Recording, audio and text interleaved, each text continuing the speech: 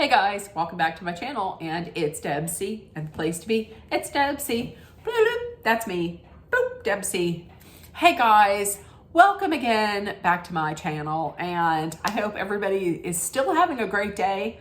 We are in what? We're in Real Housewives recap heaven or hell, whatever. And today I'm going to be recapping this week's Real Housewives of New York City. Okay, so it's day 2 in Puerto Rico.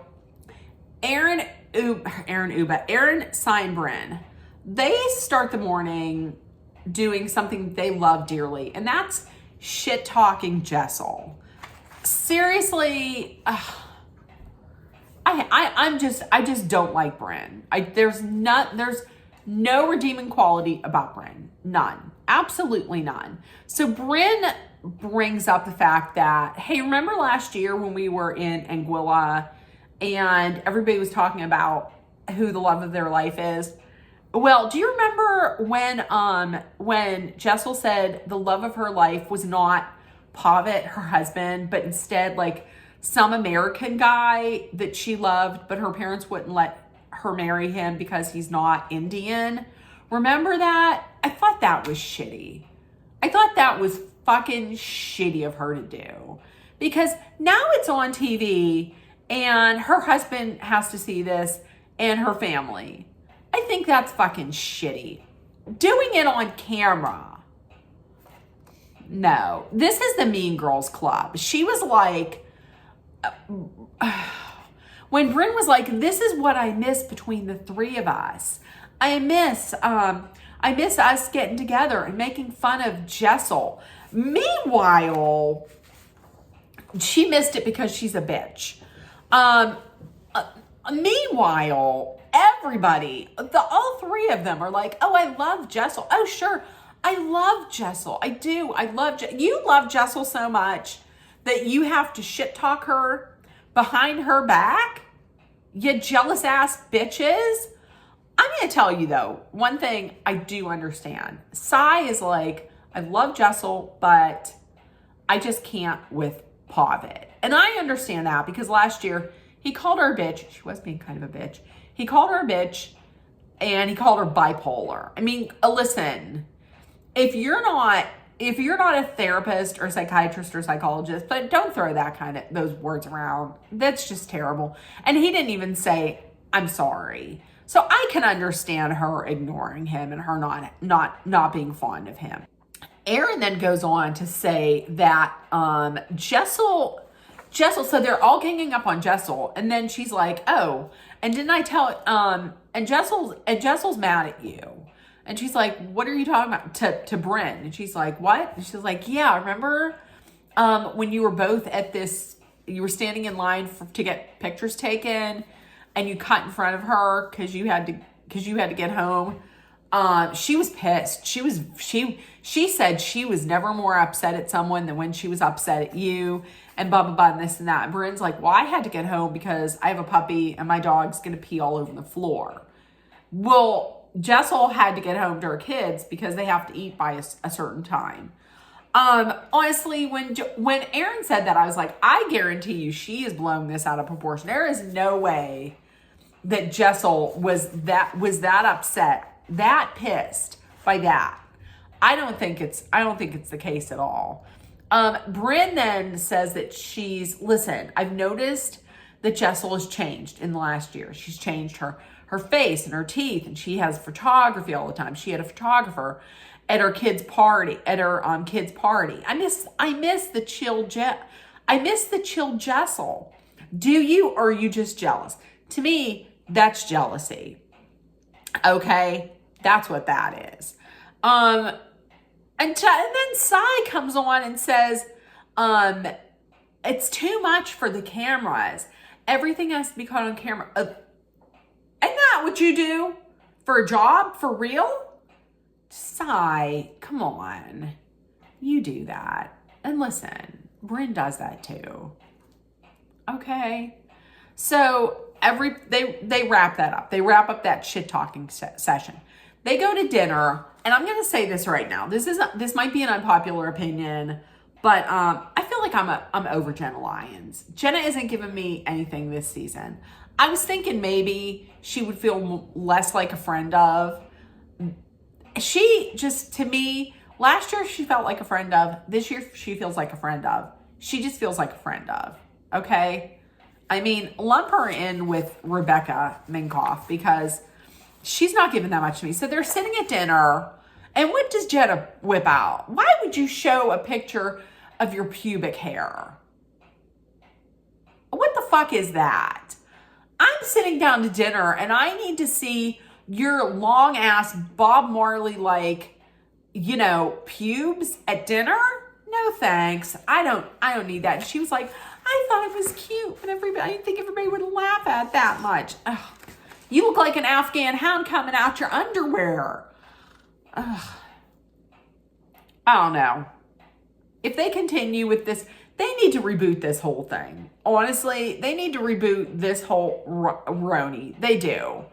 And if they do, I don't know, don't bring Jenna back. I know everybody loves Jenna, but I don't know. It's just awkwardness with, and awkwardness is sometimes good, but I don't know. She doesn't bring a whole heck of a lot.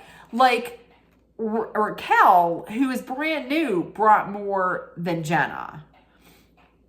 I don't know. Like I said, she's giving me friend of vibes. So, they start then talking about, the Mean Girls are telling Jenna about like how Jessel was mad at Brynn. And then, which I'm not a fan of that. Like Jessel is down here and you're down here and you're talking about her right in front of her face. I mean, it's better than talking behind her back, but still. So the conversation reaches the whole table. And, listen, I'm just going to say this right now. If Jessel wants to do hair and makeup and photography, let her fucking do it. Brynn is really grasping at straws to self-produce and cause like drama-filled moments. It's coming off as desperate to me. Who the fuck cares? And Rebecca's 100% correct. Because sure, Jessel does that. But guess who else does it? Brynn does it. And then they showed some photos, some Photoshop picture, or some pictures from a photo shoot. So, I mean, they all do it. And Jessel was just like, if you're trying to say that I'm vain, you're right, I'm vain. I mean, she cops to it. But then again, you're saying Brynn's saying she's not vain? Brynn's the one who left Jessel's birthday party early to go get a spray tan at 9:45 at night. At night. So, if she wants to do hair and makeup, who the fuck cares? So things die down a little bit, but then she has to make sure that she stirs the pot again. She starts up round 2 with Uba. Uba didn't want any parts of it, but here's the thing with Uba. Uba she didn't even go from 0 to 80. She starts at 80 immediately with like the yelling and screaming. So they're kind of going back and forth. They get on the Sprinter van, and that's when Uba is like, hey, I know who I am, or something like that. And then she throws out there that maybe you slept with somebody to get on the show. Now listen, that's not cool. I wouldn't have gone there. But here's the thing, and I'm not saying it's right that she said that, and I'm not going to agree with Erin too often, but Erin was right in saying that it feels like she's intentionally winding Uba up. And she is. What she'll do is she'll wind her up. She'll poke the bear. She knows exactly, she knows that Uba is very easily, like, she's a willing taker. You know what I mean? Like, that's why she does it. She pokes the bear. And then when Uba has a reaction. She steps back and is like, whoa, whoa, whoa, whoa, wait a minute. Wait a minute, look at you, you know? She knows what she's doing. So that's why Jessel's reaction to the whole thing, Brynn wanted Jessel to be like, to start screaming about Brynn calling her out for using hair and makeup and photography, using glam. And Jessel's reaction was perfect. Jessel was like, okay, so I use it. So what? What's next? And that was perfection on Jessel's part. So they get back home and Jessel and Aaron are talking. They make up, they talk about everything. Aaron tells Jessel that at dinner, Brynn told her that, hey, Jessel doesn't like you. And listen,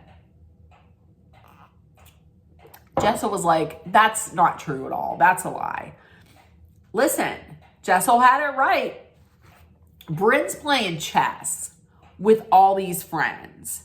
She's playing chess with the friend group to try and block these genuine relationships from forming. That's absolutely 100% correct. You are right. You know, these women think that Jessel's so stupid. She can see what's going on. She knows. So the next morning, Sai and Uba, they're outside. They're talking about Brynn going after Jessel. Sai's like, she tells her how Brynn said Jessel has changed so much. And Uba's like, listen, I don't like you really being hemmed up with people who are talking behind other people's backs. Maybe you should go talk to Uba or talk to Jessel about this. So she's like, okay, I will come with me, but I will. So breakfast, I thought this was really odd. I think it's weird that Brynn is now coming for Uba when I guess last season, Brynn was having problems with her family and Uba was there. Like Uba was like, anything that you need, I'll help you. It was during BravoCon. And so it wasn't maybe, when at the last BravoCon. And she was like, anything that you need, she was there for her. So why is she all of a sudden coming at Uba? It doesn't make any sense. So they're all sitting out there, everybody except for Brynn. And Uba's explaining like, hey, this is how things, some things you can't change, but vacation should be easy and breezy and fun. But then she puts in there, she mentioned cancer and that's something you can't control. And Aaron gets up and walks away. I can completely understand why, because her mom's going through this. So, and she's at like the most aggressive treatment. She's at like the toughest part of the treatment. So I completely understand that. Uba goes in and talks to her and she's just like humor to kind of get through it. But Aaron in the confessional is like, I thought that was very tone deaf of Uba to say, and which it was. You have to like think before you say what you say, because listen, if that was me and I was in Aaron's situation, I probably would have let loose on her. But I thought that was just no, I didn't like that at all. So meanwhile, outside, Sai is talking to Jessel. And she's like, hey, Brynn thinks that you've changed a lot. And Jessel's like, sure, my outside has changed, but my inside has not changed. She was a little upset by this. And I can understand that, because what are you saying? I'm a shitty person, which her inside, her thoughts and values and her personality have not changed. It's just her outside has changed. I get that. And then in the confessional, Jessel comes with her sheet. She's like, you want to talk about changing, Brynn? Brynn apparently brought her, not apparently, Brynn did bring her agent to a kid's party, a kid's birthday party. Why do you need to bring your agent to a kid's birthday party? That's not weird. So then Brynn comes out, joins everybody. And we find out Jessel is another person that was always checking in with Brynn just to make sure she was okay. It really didn't seem like Brynn was that impressed by the fact that she was like, I've been a good friend. I check in on you. And she was just like almost as if to say, okay, and Brynn then says, listen, I don't hang out with you that much anymore because I hate glam. I just hate glam. And that's why I feel closer to Aaron. She said that to get a reaction out of Jessel. Jessel wasn't giving it to her. And listen, I'm going to tell you what, Jessel, she ain't going to see this. You don't need a friend like that. You don't, okay? They're going to play back. You're going to see all of this. You're going to watch all this. You're going to see the confessionals. You don't need a friend. That's not a friend, okay? That's not a friend. So Brynn and Aaron then talk. She talks about how Uba had mentioned cancer, and how it really hurt her. We then find out that her father had lung cancer, and the doctor was like, I don't like to say that it's cured, but it's cured. And so then he started smoking again, which I don't understand why, if you had lung cancer, why you would then continue to smoke. But I mean, hey, I haven't been in that situation, so that's neither here nor there, and now it's back. So I can understand, I feel for her in that. I'm not a fan of Aaron's that much, but I felt terrible for her. The ladies then go to Raquel's favorite beach. This is a beach that her mother would take her to all the time when she was a child. And she's so excited about taking the women there.